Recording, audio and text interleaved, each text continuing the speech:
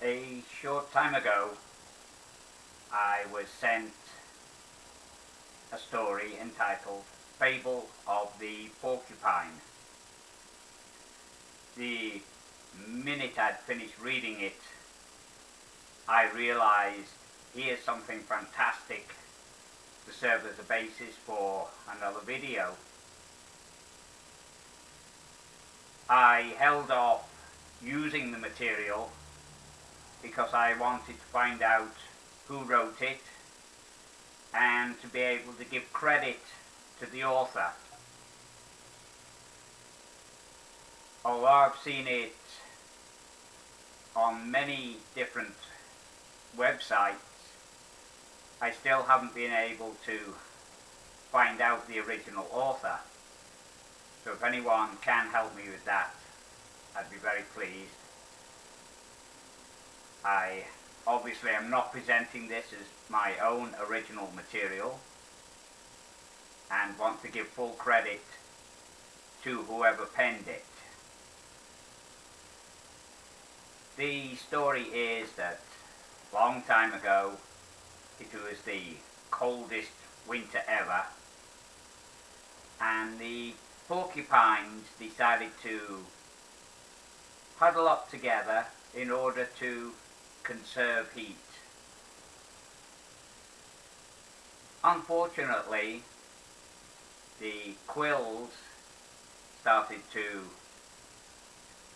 prick their neighbours, and the aggravation got so great that they decided that they'd be better off separating. The cold continued, and the porcupines began once again to die from the cold. So they decided once again to get back together, huddle together, and keep warm. From this we can learn that although from being together there may be certain minor aggravations, we can definitely be much better off staying together. The world's population now stands at approximately 2.5 times what it was when I was born, which kind of makes useless all those population statistics that we had to learn in our geography lessons. But you notice it hasn't been an even growth throughout the world. Some countries now have passed the 1 billion mark. But we can all recall open fields when we were children which now contain houses.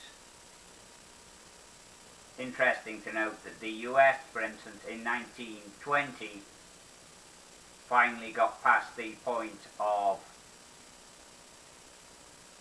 everyone living in the countryside to it being a 50-50 split between urban and rural. This trend has continued on right up unto this day, with constantly increasing agricultural efficiency. So, irrespective of what the world's population is, if you live in a city, you live close to someone. Most of us, of course, will get along. Most people try to get along. Every so often we do come across these individuals who, for reasons better known to them, look for people's weaknesses and try to work on them. But we know in order to get along, we one way or the other have to deal with these people. Irrespective of population density, of course in the workplace we're all huddled together. We all come together for a common cause and should work to that and keep every other aggravation out of the way. One of the traditional stories is of people gathering around the water cooler to chit-chat. But even there we should be asking ourselves, do I really need to say this? Is anyone going to benefit from what I say? And more crucially, is anyone going to be harmed?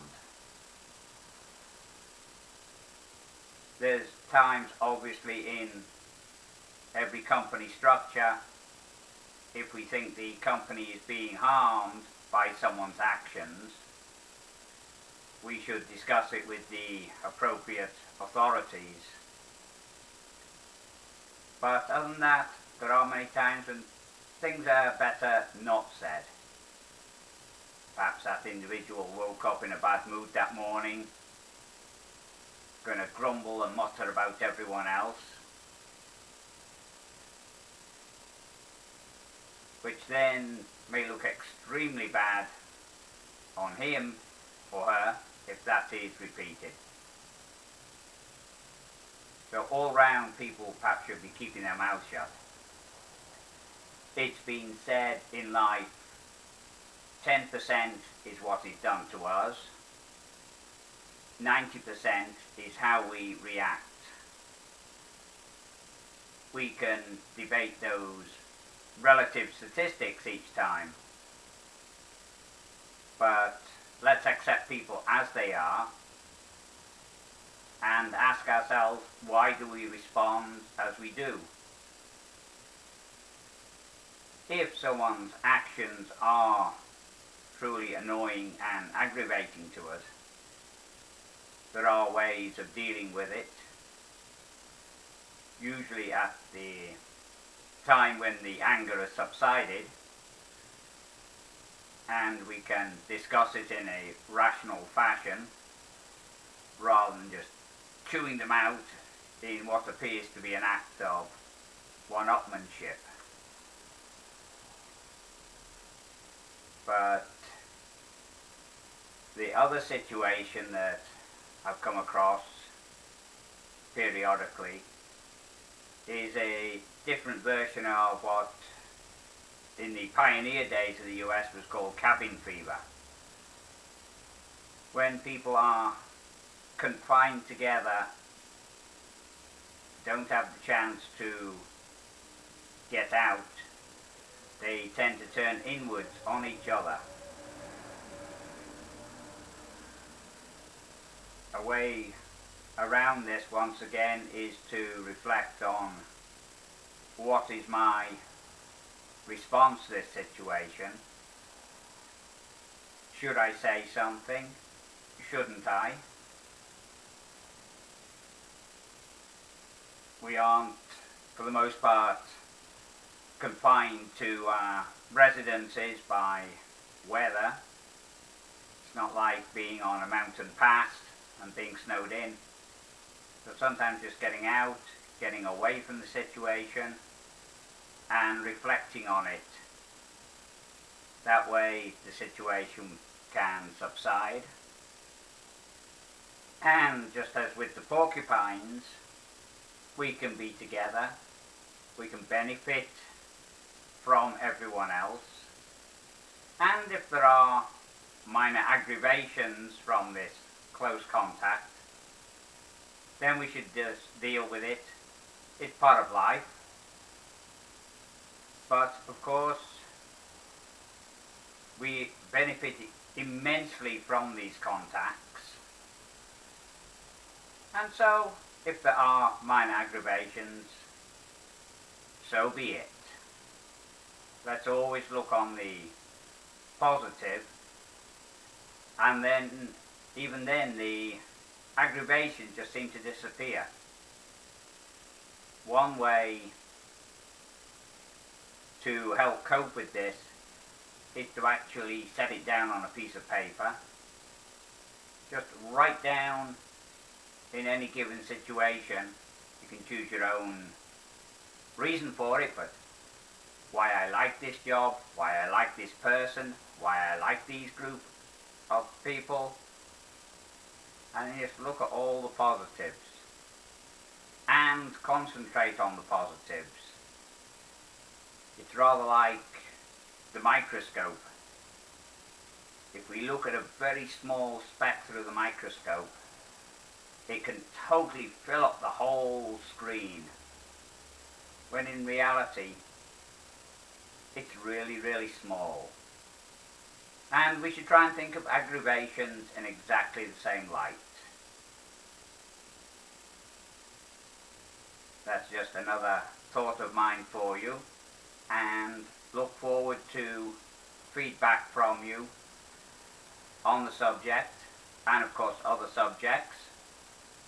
And as always, I welcome your ideas for future videos.